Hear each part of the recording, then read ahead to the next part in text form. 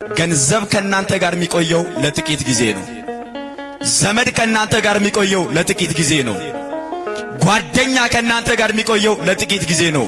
የናንተ ጤንነት እንኳን ከናንተ ጋር የሚቆየው መቃብር እስክትገቡ ነው። ለጥቂት ጊዜ ነው። በዚህኛውም ዓለም በሚቀጥለውም ዓለም ለዘላለም የማይለየን መድኃኔዓለም ነው። እርሱን ነው መደገፍ ያለብን። እርሱን ነው መጠየቅ ያለብን። ለእርሱ ነው መገዛት ያለብን። ለእርሱ ነው መታዘዝ ያለብን።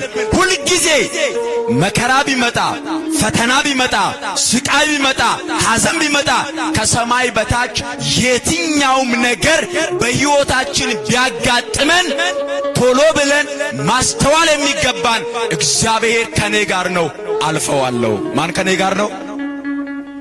መድኃኔዓለም ከኔ ጋር ነው፣ እሻገራለሁ።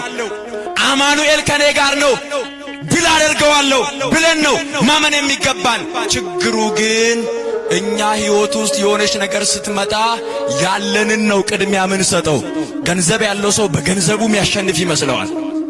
ስልጣን ያለው በስልጣኑ የሚሻገር ይመስለዋል። ዘመድ ያለው በዘመዱ የሚያልፈው ይመስለዋል። ገንዘብም ስልጣንም ዕውቀትም ብልሃትም ጉልበትም ኃይልም አላፊ ጠፊ ነው። ለዘላለም የሚያሻግር ማን ብቻ ነው? ክብርና ምስጋና ለስሙ ይሁን። አመስግኑት እግዚአብሔርን። ሕይወት በመካከላቸው ሳለ ስለ ሞት ይጨነቁ ነበር። በጣም ፈሩ፣ ደነገጡ። ከዚያ በኋላ ጌታ ሆይ አሉት። ጌታ ሆይ፣ ያው ቀኑን ሙሉ እየሰበከ ነው የዋለው። ቀኑን ሙሉ እያስተማረ ነው የዋለው። ደክሞታል፣ አንቀላፋ፣ ተኛ። ከዚያ በኋላ መጡና ጌታ ሆይ ስንጠፋ አይገድህምን?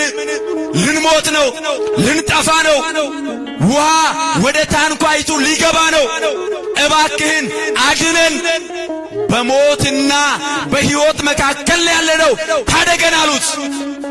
መለመናቸውም አንድ ነገር ነው። እየሰማችሁ ነው አይደለ? እስኪ እንለምነው እግዚአብሔርን። አሁን መረዳት ያቃተን ትልቁ ነገር እግዚአብሔር አባታችን ነው። እግዚአብሔር ምናችን ነው? እንደ አባትነቱ ያደርግልናል። እንጠይቅኛ ስለ ጸሎት ባስተማረበት ክፍል የቅዱስ ማቴዎስ ወንጌል ምዕራፍ 7 ላይ ጌታችን ኢየሱስ ክርስቶስ ቀድሞ ካስተማረ በኋላ ለምኑ ይሰጣችሁማል፣ ፈልጉ ታገኙማላችሁ፣ መዝጊያንም አንኳኩ ይከፈትላችሁማል እያለ እያስተማረ ቆየና ከዚያ በምሳሌ ደግሞ ነገራቸው።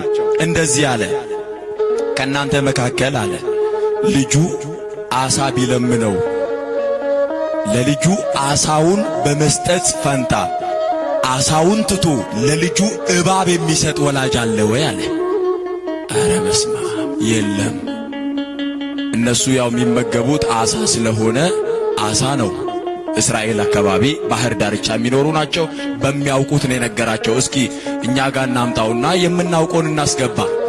ቀጥሎ እንደዚህ አለ፣ ልጁ ዳቦ ቢለምነው አለ ዳቦውን ትቶ ለልጁ ድንጋይ የሚሰጥ አለ ወይ አለ። አረ የለም አሉት። ዳቦ ለጠየቀ እንጀራ ለጠየቀ ልጅ እንጀራ ይሰጠዋል። ደግሞ ለዚህ ዘመን ልጅ ተለምኖ ነው የሚሰጠው እኮ። ትምህርት ቤት ሲላክ በጣም ተለምኖ ይከለከላል ወይ አለ ክርስቶስ። አረ የለም አሉ። መለሰና እንደዚህ አለ፣ እንኪያስ እናንተ ክፎችና አመፀኞች ስትሆኑ ለልጆቻችሁ እንዲህ የምትራሩ ከሆነ የሰማዩ አባታችሁ እግዚአብሔር ከናንተ በላይ ስለ እናንተ ይራራል አለ። ክብርና ምስጋና ለስሙ ይሁን። አመስግኑት እግዚአብሔርን።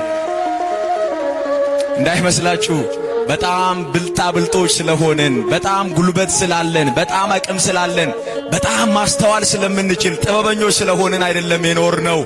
የሰማዩ አባታችን ምሕረት አድርጎልን በርህራሄው ነው ዛሬ የደረስነው። ስለዚህ እናንተ ለልጆቻችሁ እንዲህ የምትራሩ ከሆነ አለ ለልጆቻችሁ የምትጨነቁ የምታስቡ ከሆነ ያውም አመፀኞች ሆናችሁ፣ ያውም ኃጢአተኞች ሆናችሁ፣ ያውም ክፋት ሞልቶባችሁ፣ ነገር ግን ለልጆቻችሁ የምትራሩ ከሆነ የሰማዩ አባታችሁ ከናንተ በላይ ስለ እናንተ ያስባል፣ ደግሞም ይራራላችሁ።